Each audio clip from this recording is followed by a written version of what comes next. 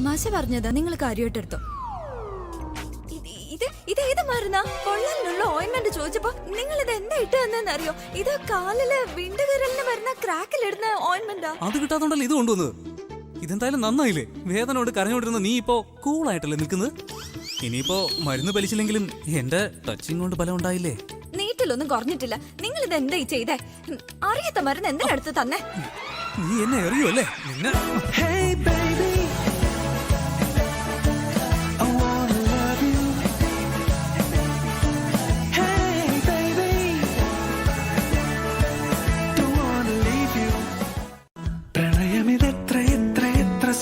അബി, ഇതെന്താ നിങ്ങൾ രണ്ടുപേരും വഴക്കിടുവാണോ? ഇല്ലല്ലോ. പറഞ്ഞോ, എന്താ കാര്യം? അത് പിന്നെ എനിക്ക് പ്രിയേച്ചിയോട് കുറച്ച് സംസാരിക്കാനുണ്ടായിരുന്നു, അതാ. പറഞ്ഞോളൂ പ്രണവ്. ഇല്ലില്ല, അത് പിന്നെ കാര്യം അത്രയ്ക്ക് വലിയ ഇമ്പോർട്ടന്റ് ഒന്നും അല്ല. ഞങ്ങൾ പിന്നീട് ഒന്ന് സംസാരിച്ചോളാം. സാരമില്ല, ഇപ്പോ അതിനുള്ള സമയമാണെന്ന് എനിക്ക് തോന്നുന്നില്ല. അല്ല, നിങ്ങൾ ചെയ്തോണ്ടിരുന്ന കാര്യം കണ്ടിന്യൂ ചെയ്തോ?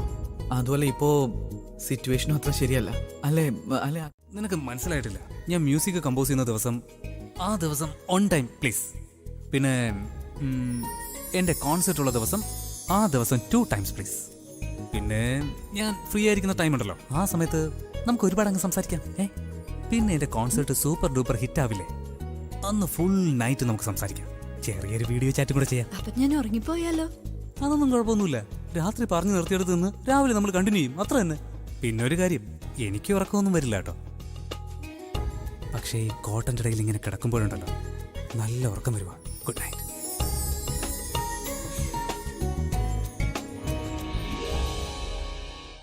ഞാൻ ഒരിക്കലും അനുവദിക്കില്ല. ഇതെന്റെ വാക്കാ. ആകാശ്, ഇത് മിസ്റ്റർ ദേശായി. നമുക്ക് ഇയാളുടെ പേര് പറഞ്ഞ അകത്തേക്ക് പോവാം. വാ. ഒരു മിനിറ്റ് സാർ, പറയൂ, ആരെ കാണണ്ടേ? അത് ഞാൻ മിസ്റ്റർ ദേശായി സാറിന് കുറച്ച് പേപ്പേഴ്സ് കൊടുക്കാനായിട്ട് വന്നതാണ്. നിങ്ങൾ ഓഫീസ് ബോയും അല്ല, കൊറിയർ ബോയും അല്ല, പിന്നെ ഈ പേപ്പർ തരാൻ നിങ്ങൾ എന്തിനാ വന്നേ? അത് ആക്ച്വലി പേപ്പേഴ്സ് കുറച്ച് ഇമ്പോർട്ടന്റ് ആണ്. വളരെ പ്രധാനപ്പെട്ട പേപ്പേഴ്സ് ആയതുകൊണ്ട് എനിക്ക് സാറിനെ ഏൽപ്പിച്ചു കഴിഞ്ഞാൽ സമാധാനമായേനെ. ശരി. പക്ഷെ നിങ്ങൾ ആരാണെന്ന് പറയൂ. ഞാൻ മിസ്റ്റർ ദേശായിയുടെ പാർട്ണർ. ഞാൻ കൊടുത്തേക്കാം. അല്ല, ഞാൻ പറഞ്ഞില്ലേ പേപ്പേഴ്സ് ഇമ്പോർട്ടന്റ് ആണെന്ന്. അങ്ങനെ ആരുടെ കയ്യിലും തരാൻ പറ്റില്ല. നിങ്ങൾ പോകാൻ അനുവദിക്കുക, ഞാൻ അകത്ത് വെച്ചോളാം. പിന്നെ മിസ്റ്റർ ദേശായി പ്രത്യേകം പറഞ്ഞിട്ടുണ്ട്, ഇക്കാര്യം അയാളുടെ മിസ്സസ് പോലും നേരെ അറിയാൻ പാടില്ല. ദേശായി സാർ അങ്ങനെയുള്ള വ്യക്തിയാണോ? എന്നാ ശരി. എന്നാ നിങ്ങൾ പോയി ആ ഡ്രാഫ്റ്റ് ബോക്സിൽ ഈ പേപ്പേഴ്സ് വെക്കൂ. അവിടെ പേപ്പേഴ്സ് സേഫ് ആയിരിക്കും. നാളെ രാവിലെ ദേശായി സാർ വന്ന് ഡ്രാഫ്റ്റ് ബോക്സിൽ നിന്ന് പേപ്പേഴ്സ് കളക്ട് ചെയ്തോളൂ, മനസ്സിലായോ? പിന്നെ വേഗം വേണം. ഓക്കെ, പോയിക്കോളൂ. ഐഡിയ വർക്കായി പ്രണവ്. അതെ, ശരിയാ. പേപ്പേഴ്സ് എടുത്തത് നന്നായി. നമ്മളിത് കൊടുക്കാൻ വന്നതാണെന്ന് അയാൾക്ക് തോന്നിയല്ലോ, അത് തന്നെ വലിയ കാര്യം. അയാൾക്കറിയില്ലല്ലോ നമ്മൾ പേപ്പേഴ്സ് കൊടുക്കാനല്ല, ഡിവോഴ്സ് പേപ്പേഴ്സ് വാങ്ങാനാ വന്നേന്ന്. തട്ടിയെടുത്തു പ്രിയ. നീ ഇപ്പോഴും തൊടുന്ന കാര്യം പറയുന്നോ? അതെ, ശരിക്കും സ്വന്തമാക്കിയിട്ടില്ല. ഓർത്തോ, ഞാൻ നിന്നെക്കാൾ എപ്പോഴും 2 സ്റ്റെപ്പ് മുന്നില്ല. നിന്റെ കല്യാണം നടക്കാൻ ഞാൻ ഒരിക്കലും അനുവദിക്കുകയുമില്ല.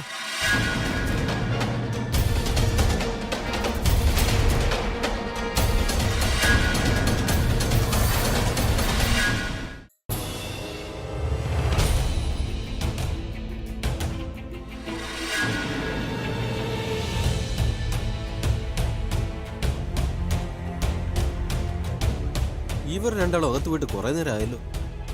പേരുള്ള എല്ലാ ഫയൽസും വേഗം ചെക്ക് ചെയ്യാം. You right.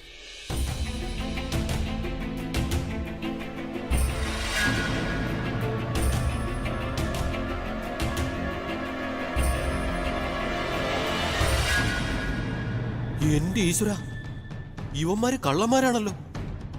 നിങ്ങളെ രണ്ടാളെ ഇന്ന് ഞാൻ കൈയോടെ പിടിച്ചില്ല എങ്കിൽ എന്റെ പേര് വിജയകുമാർ എന്നല്ല, നീയൊക്കെ കണ്ടോ.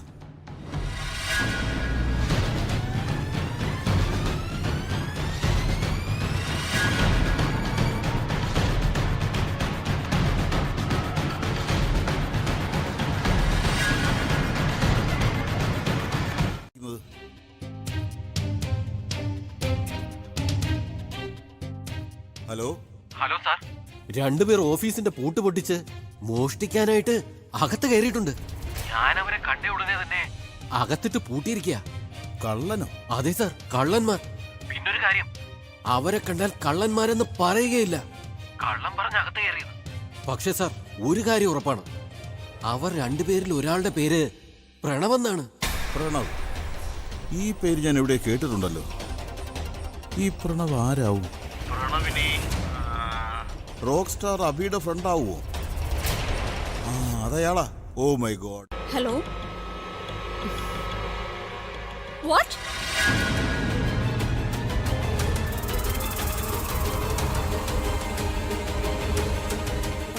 എന്തു പറ്റി തനു? ആരാ വിളിച്ചേ? അലിയ, എനിക്ക് ഇപ്പോഴാ മനസ്സിലായ പ്രിയ എന്താ എന്നോട് അങ്ങനെ പെരുമാറിയെന്ന്. അവൾ നമുക്ക് എഗെയിൻസ്റ്റ് ആയി പ്ലാൻ ചെയ്യാം. അവൾ ആ പ്രണവിനെ വക്കീലിന്റെ ഓഫീസിലേക്ക് അയച്ചു. വാട്ട്? പ്രണവ് ലോയറിന്റെ ഓഫീസിൽ ഇങ്ങനെ? Oh no.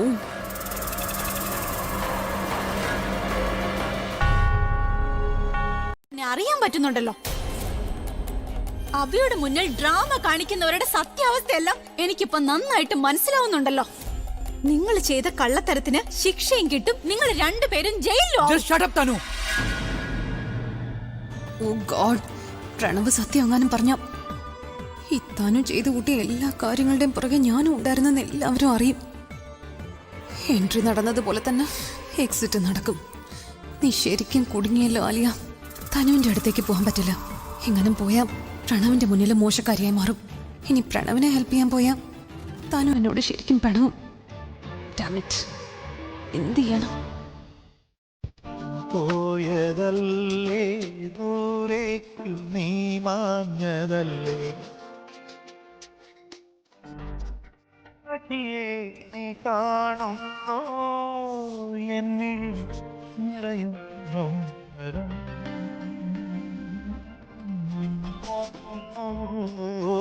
വീണ്ടും നോക്കുന്നു നാം തങ്ങളിൽ തിരിഞ്ഞാകുന്നു.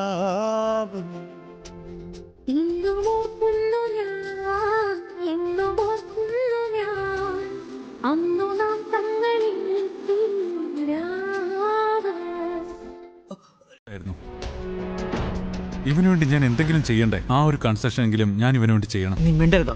എന്താന്ന് വെച്ചാൽ സുഹൃത്ത് ബന്ധത്തെ കുറിച്ച് ഇങ്ങനെയൊക്കെ സംസാരിക്കാൻ നിനക്ക് ഒരു അർഹതയും ഇല്ല നിഖിൽ. നിങ്ങളുടെ സുഹൃത്ത് ഇവിടെ ഇല്ലല്ലോ. പിന്നെ പോലീസിനെ വിളിക്കൂ. എന്നിട്ട് പറയൂ രണ്ട് കള്ളന്മാരെ കിട്ടിയെന്ന്. യാ, 1 minute.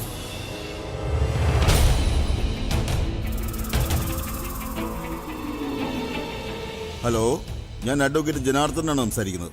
ഇവിടെ എൻ്റെ ഓഫീസിൽ 2 കള്ളന്മാർ കയറിയിട്ടുണ്ട്. ഇവർ നമ്മുടെ ചില ലീഗൽ ഡോക്യുമെന്റ്സ് മോഷ്ടിക്കാൻ ശ്രമിച്ചു. അതെ അതെ അതെ, ഇത് വളരെ ഹൈ പ്രൊഫൈൽ കേസാണ്. നിങ്ങൾ വേഗം വരൂ please. Yeah yeah, thank you. Okay. ചോദിച്ചതിന്റെ മറുപടി പറയും. പിന്നെ ഇത്രയും രാത്രിയായിട്ട് നിങ്ങളെന്തോ ഉറങ്ങാത്തെ? ഞാൻ വന്നപ്പോ നിങ്ങളെന്തോ പറയുന്നുണ്ടായിരുന്നല്ലോ, എന്തോ ഒളിക്കുന്ന പോലെ. ഞങ്ങൾ എന്ത് ഒളിക്കാനായിട്ടനോട്? നീ ഇവിടെ എന്തെടുക്കുക ഈ രാത്രിയില്? അതെനിക്ക് ഉറക്കം വന്നില്ല.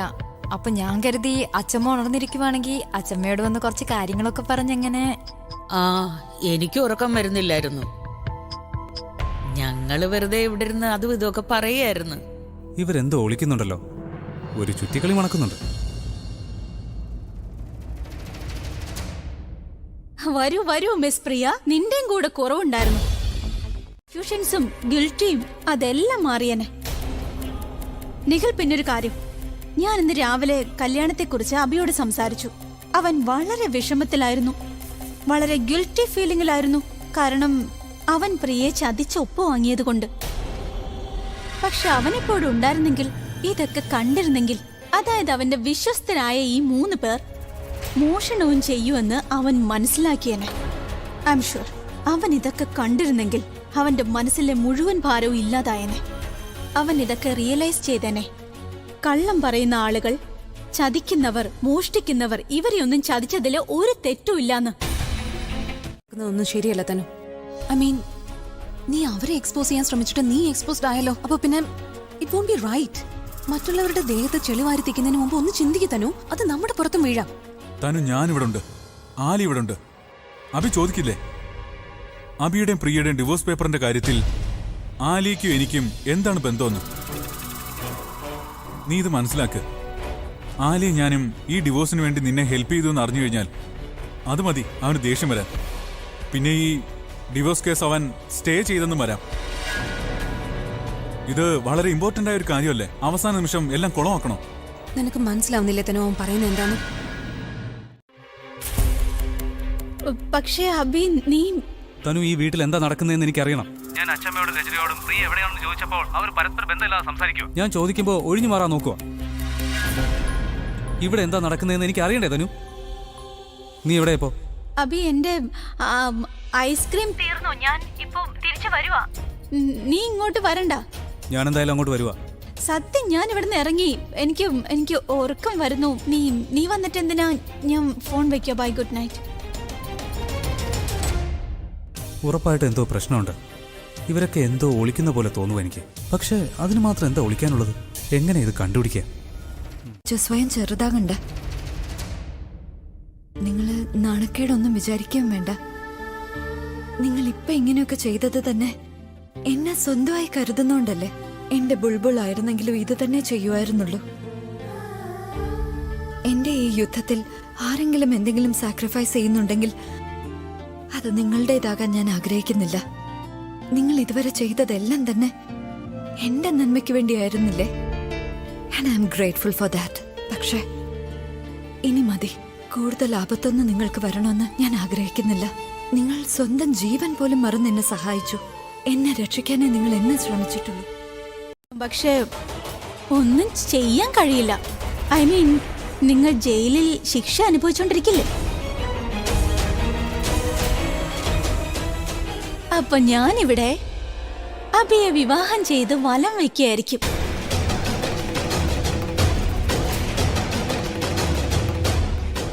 I am sorry to say, നിങ്ങൾക്ക് എന്റെ കല്യാണത്തിന് വരാൻ പറ്റില്ലല്ലോ. പക്ഷെ സാരമില്ല, എന്റെ കല്യാണത്തിന്റെ സ്വീറ്റ്സ് എന്തായാലും ഞാൻ കൊടുത്തുവിടാം. തനു, നിനക്കുള്ള ദേഷ്യവും ശത്രുതയും എന്നോടല്ലേ? അതിന് ഇവരെന്ത് ചെയ്തു? ഇവരോട് എന്തിനാ പ്രതികാരം ചെയ്യുന്നത്? ഇവരെ പോവാൻ അനുവദിച്ചൂടെ?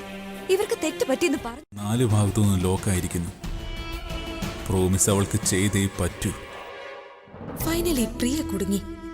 തനു അവളുടെ ലൈഫിലെ സ്മാർട്ട് മൂവ്മെന്റ് നടത്തി. ഇൻഫാക്ട് എന്റെ ഒപ്പം താമസിച്ച് അവൾ സ്മാർട്ട് ആയിരിക്കുന്നു. ഈ തനു ഏത് ഹോട്ടലിലാണ് പോയിരിക്കുന്നത്? എന്റെ ഉറക്കത്തെക്കുറിച്ച് അത്ര ശ്രദ്ധയാണെങ്കിൽ എന്തിനാ എന്നെ ഫോൺ വിളിച്ചത്? അതും മിസ് കോൾ. പ്രിയയാണെങ്കിൽ വിളിച്ചിട്ട് കിട്ടുന്നുമില്ല. ആരും ഇവിടെ കാണാനില്ലല്ലോ. ഇനി ഇവരെല്ലാരും കൂടെ ഒരുമിച്ച് ഒരിടത്താണോ പോയിരിക്കുന്നത്? ഹലോ, എന്താ?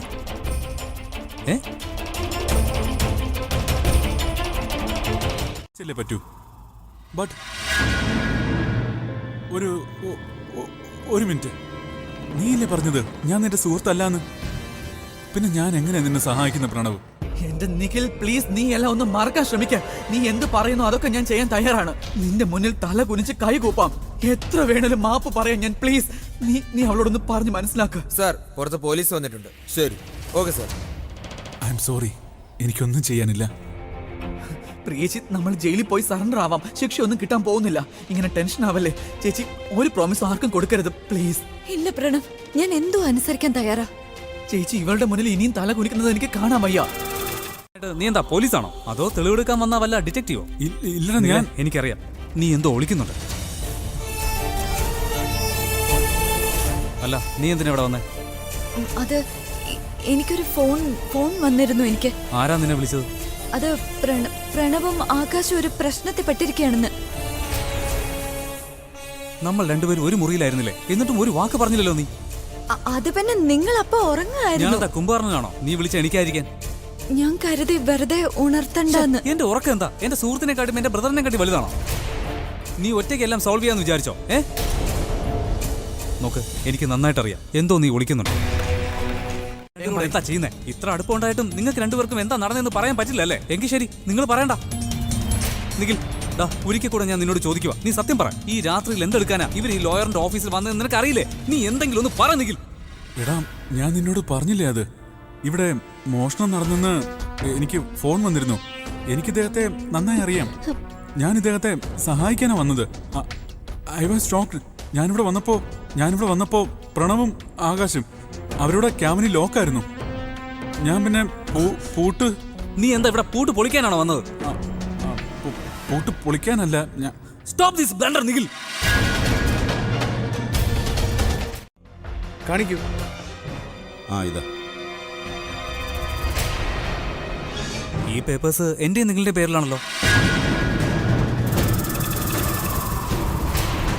ഇതിൽ കുറെ ഡിമാൻഡ്സും കണ്ടീഷനും അങ്ങനെ എന്തൊക്കെയാണല്ലോ എഴുതിയിരിക്കുന്നത്. പക്ഷെ ഇതിലാരും സൈൻ ചെയ്തിട്ടുമില്ല.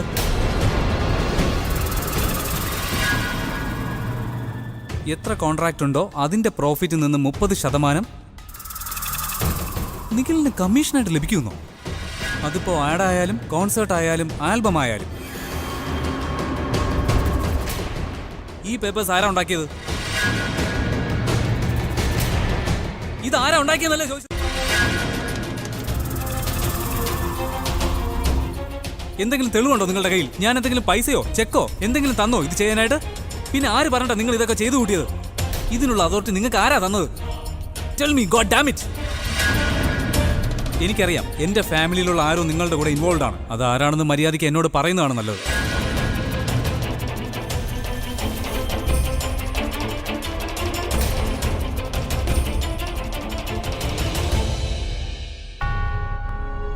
വക്കീലല്ലേ? അതായിരിക്കുമല്ലേ മിണ്ടാത്തത്? You have the right to remain silent, right? ഈ ചതിയൊക്കെ ബോധമുള്ളപ്പോഴും ആൾക്കാർ ചെയ്യാറുണ്ട്.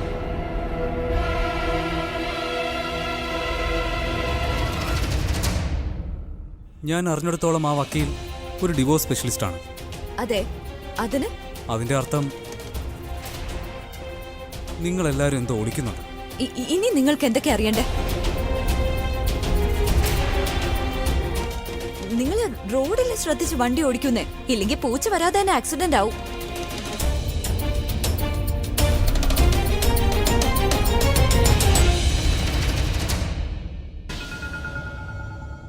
താങ്ക് ഗോഡ് ഏട്ടൻ നമ്മുടെ പ്ലാനിങ്ങിനെ കുറിച്ചൊന്നും അറിഞ്ഞില്ല. നിങ്ങൾക്ക് എപ്പോഴും നിങ്ങളുടെ കാര്യം മാത്രം. അതുകൊണ്ട് നീ ശബ്ദം താഴ്ത്തി സംസാരിക്കും. പിന്നെ ഒരു കാര്യം മറക്കണ്ട, താനു തന്ന ഈ ഓഫർ നീ ഫ്രീ വില്ലോട് കൂടി അക്സെപ്റ്റ് ചെയ്തതാ. അവളെ സപ്പോർട്ട് ചെയ്തോളാന്നും പറഞ്ഞു. ഇനി അഥവാ ഞാൻ ഈ കാര്യം ഏട്ടനോട് പറഞ്ഞ നിന്റെ അവസ്ഥ എന്താവൂന്നറിയോ? സിഇഒ ആവാനുള്ള സ്വപ്നം കാണുകയല്ലേ നീ? സിഇഒ പോയിട്ട് നിനക്ക് ഒരു ജോലി പോലും കിട്ടാൻ പോകുന്നില്ല. മനസ്സിലായോ? കാലം തെളിയിക്കും ആര് ഏത് പോസ്റ്റിലുണ്ടാവുമെന്ന്. വീട്ടിൽ കയറി പറ്റിയെങ്കിൽ അവിടുന്ന് നിന്നെ തിരിച്ചിറക്കാനും എനിക്കറിയാം. ഇനി എന്റെ കാര്യങ്ങളെല്ലാം ഞാൻ തന്നെ പ്ലാൻ ചെയ്യും. ഒടിയും ചെയ്യും. നിന്റെ മുഖത്തിന്റെ ഷേപ്പ് അങ്ങ് മാറിക്കിട്ടും. പിന്നെ അവൻ നിന്നെ കെട്ടാനും പോകുന്നില്ല. നിന്റെ കല്യാണം നടന്നില്ലെങ്കിൽ ഒരു പ്രശ്നം ഉണ്ടാവാൻ പോകുന്നില്ല. എന്താ നിങ്ങൾ എന്നെ ആക്സിഡന്റ് ആക്കാൻ നോക്കുവാണോ? യുനോ ഞാൻ പ്രഗ്നന്റ് ആണ്, റൈറ്റ്? തനു അക്കാര്യത്തിലാണ് കുഴപ്പം പറ്റിയത്. അല്ലെങ്കിൽ ഇക്കാര്യം നിന്നോട് പറയാതെ തന്നെ നമ്മൾ ചെയ്തേനെ. But Akash, you know what, ഒരു കാര്യം ചെയ്യാം നമുക്ക്. എന്താന്ന് വെച്ചാ നമുക്ക് വണ്ടി സൈഡിലാക്കി ഇവളെ ഇറക്കി വിടാം. വീടെത്താൻ എന്തായാലും ഒരു 12 കിലോമീറ്റർ ഉണ്ടാവും. നടന്ന് വരുമ്പോ ഇവളങ്ങ് തളരും. ഇവളെ ക്ഷീണിച്ച് വശം കെട്ട് കഴിയുമ്പോ നമുക്ക് ഇവള് തന്ന ആ ഓഫർ ഉണ്ടല്ലോ, അതും അങ്ങ് അവസാനിച്ച് കിട്ടും. തനു, ഞാൻ പറയുന്നത് ശ്രദ്ധിച്ചു കേൾക്ക്. വീടെത്തുന്ന വരെ നീ ഒരു അക്ഷരം വേണ്ടാൻ പാടില്ല. ഇല്ലെങ്കിൽ ഈ 2 ഓപ്ഷനിൽ നിന്ന് ഏതെങ്കിലും ഒന്ന് നടക്കും. നീ ഇപ്പൊ ചെയ്യുന്നില്ലേ? അദ്ദേഹത്തിനെതിരായി നിൽക്കുന്നില്ലേ? അങ്ങനെ ഉള്ളിടത്തോളം ഞാൻ ഇവിടുന്ന് പോവില്ല ആലിയ. നിനക്കെന്താ തോന്നുന്നേ? ഡിവോഴ്സ് ഓർഡർ വന്നതിന് ശേഷം നീ ഇവിടെ കാണുമെന്നാണോ? ഓർഡേഴ്സ് ഇതുവരെ വന്നിട്ടില്ലല്ലോ. ഞാൻ പേപ്പറിൽ ഒപ്പിട്ടു എന്ന് മാത്രമല്ലേ ഉള്ളൂ. എന്തൊക്കെ സംഭവിച്ചാലും നിങ്ങൾ എത്രയൊക്കെ വിചാരിച്ചാലും എന്നെ ഇവിടുന്ന് പുറത്താക്കാൻ കഴിയില്ല.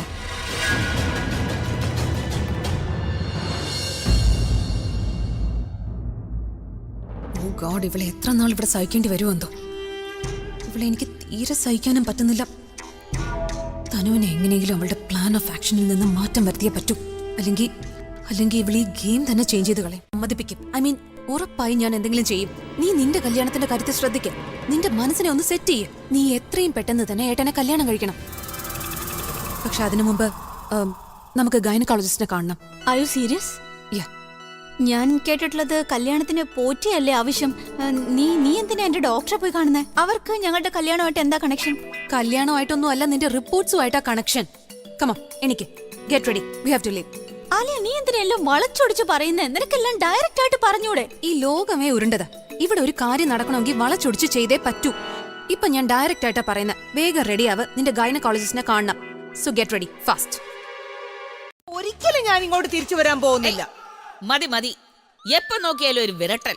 നാട്ടിൽ പോകുന്നു. ആ പോകും. ഇപ്പോൾ നടന്നത് എന്തായാലും നടന്നു, ഇനി ഉണ്ടാകാതെ നോക്കാം. ക്ഷമിക്ക് എന്റെ മോളെ. നോക്കിനി ഏറ്റവും ആദ്യം ഞാൻ നിന്നോട് തന്നെ പറഞ്ഞേക്കാം. ഉറപ്പാണോ?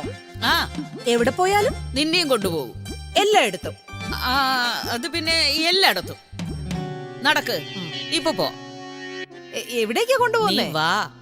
എനിക്ക് മാത്രം ഒരു കാര്യം അറിയില്ല, പക്ഷെ വീട്ടിലുള്ള എല്ലാവർക്കും എല്ലാം അറിയാം. ഈ വീട്ടിൽ രാത്രി എന്തോ നടന്നിട്ടുണ്ട്.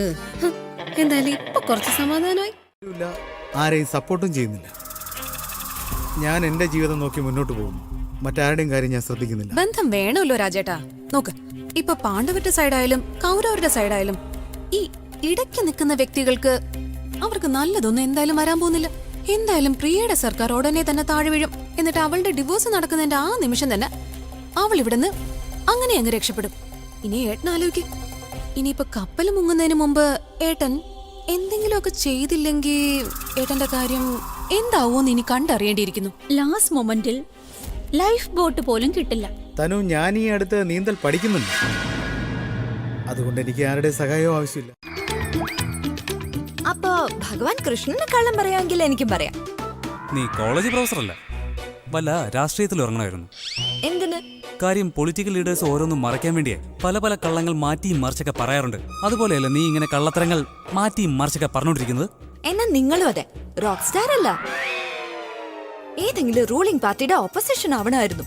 നീ എന്താ അങ്ങനെ പറഞ്ഞേ? ഓപ്പോസിഷൻ പാർട്ടിക്കാരുണ്ടല്ലോ, എന്ത് കാര്യത്തിനെയും തെറ്റായി കാണാനേ ശ്രമിക്കൂ. നിങ്ങളും ഇപ്പൊ അതന്നെയല്ലേ ചെയ്യുന്നേ? എപ്പോഴും നിങ്ങൾക്ക് എന്നെ തെറ്റുകാരിയാക്കണം. ഞാൻ ചെയ്യുന്നത് ശരിയാണെന്ന് അറിയാമെങ്കിൽ കൂടി എല്ലാവരുടെ മുന്നിൽ വെച്ച് ഞാൻ കള്ളം പറയുന്നു എന്ന് വരുത്തി തീർക്കണം. നീ നിന്റെ കാര്യം നോക്ക്. പ്രോബ്ലം ഉണ്ടാവില്ല. തനു, ഒരു ദിവസം കൊണ്ട് എങ്ങനെ കല്യാണം നടക്കുന്നതാണ്? ഇതൊക്കെ വേണ്ട രീതിയിൽ ഓർഗനൈസ് ചെയ്യണ്ടേ? നിനക്കല്ലേ കല്യാണം ലാവിഷായിട്ട് നടത്തേണ്ടത്. അബി, അടിപൊളി കല്യാണത്തിന് കാത്തിരുന്ന നമ്മുടെ കുഞ്ഞ് ജനിക്കും. പിന്നെ കുഞ്ഞിനെ മടിയിൽ വെച്ചുകൊണ്ട് നമ്മൾ കല്യാണം കഴിക്കേണ്ടി വരും. അബി, നിനക്കെന്താ മനസ്സിലാവാത്ത? ഞാൻ നമ്മുടെ ഈ കുഞ്ഞിന് വേണ്ടി ഇതൊക്കെ ചെയ്യുന്നത്. അബി, എനിക്ക് ആലോചിക്കാൻ വയ്യ.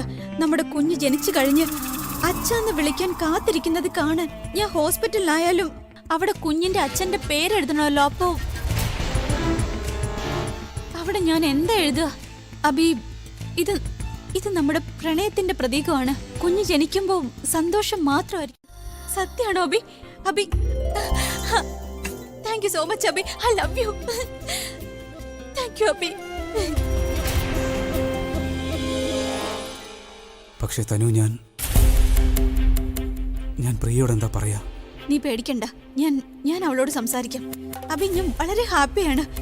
സന്തോഷം കൊണ്ട് എനിക്ക് 12 മണിക്കൂറിനുള്ളിൽ നമ്മുടെ കല്യാണം നടക്കും. ഞാൻ പിന്നെ മിസ്സസ് അഭിഷേക് മേനോനായി അറിയപ്പെടും. നമ്മുടെ കുഞ്ഞിന് അച്ഛനെ കിട്ടും. Thank you Abi. I love you. Tanu, ഞാനിപ്പോ വരാം.